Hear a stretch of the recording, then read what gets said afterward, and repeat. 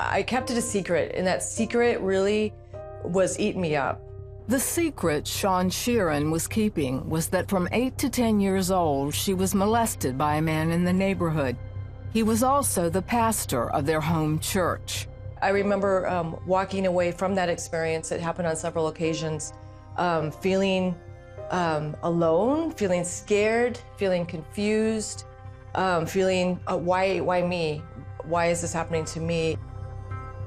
Adding to the confusion and pain was a father who was distant and uncaring.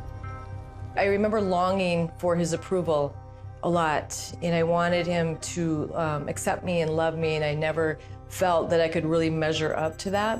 I remember in high school I wanted him at my track meets. I was in track and he never showed up. I don't remember being angry at God, but I do remember being angry at the church. Angry at my father. At 16, she finally confided in the church youth pastor about the molestation. The senior pastor resigned, but that caused division in the church, and some blamed Shawn. I felt hurt and I felt rejected because this church body was my family, and it's what I knew as a family, and I felt rejected again. I remember just, I became more hardened as a person through that experience. I put up self-defense mechanisms where I wouldn't let people hurt me anymore. And I did things my way. I wanted to be in control, and I didn't care who I hurt. Deep down, though, Shawn still longed for the approval of men and became promiscuous. When that proved empty, she got married at 22 to a pastor. I was still angry with the church. I was still angry with people who called themselves Christian. And I put on a happy face, and like I put on my church face, but deep inside, I was hurt, I was struggling, I was miserable. Yeah, there was this deep root of just depression, rejection that I was still carrying with me. Am I really loved? Am I really valued? Am I being judged? After 7 years of marriage, the couple had a daughter, Kyra. Meanwhile, Shawn was sinking further into depression and began drinking. A few years later, she began a ministry for the homeless, hoping to make herself feel better. She felt no judgment from people on the street and found connection. Feeling like, wow, this is cool. I can really talk to these people. And I felt comfortable. I felt like I have fun and I can relate to these people. Venting my feelings, my frustrations.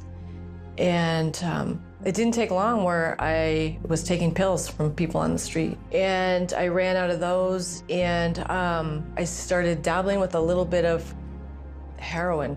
Shawn's addictions and behavior were destroying her marriage. It was like I was sabotaging everything that I had. And I didn't understand why, but I was walking away from everything that God had given me. The drug took over, and I was not myself at all. And yeah, I hurt a lot of people. How can God ever forgive me now? I've completely walked away. Eventually, Shawn's husband divorced her, sold the house, and took custody of their daughter.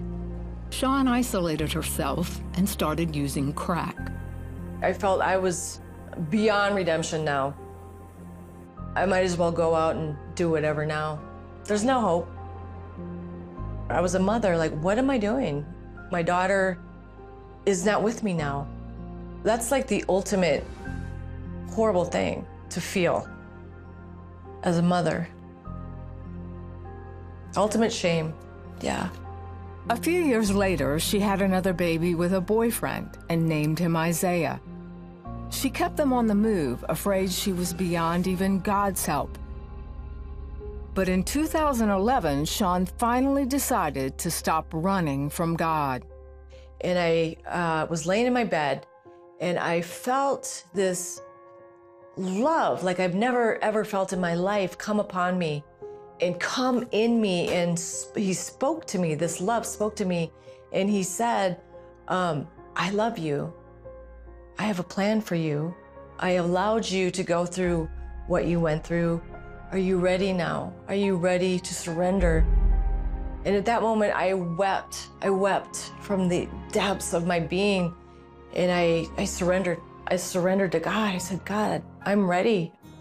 Shawn called her twin sister, Dawn, who helped her get into a detox program and gave her and Isaiah a place to live.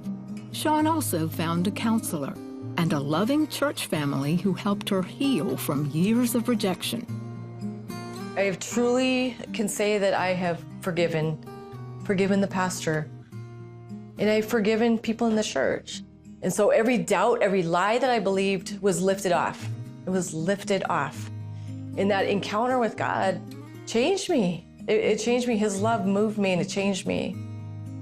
Today, Shawn has a good relationship with both of her children, as well as Dave, whom she married in 2014. I feel like I'm lovable, that I can be loved.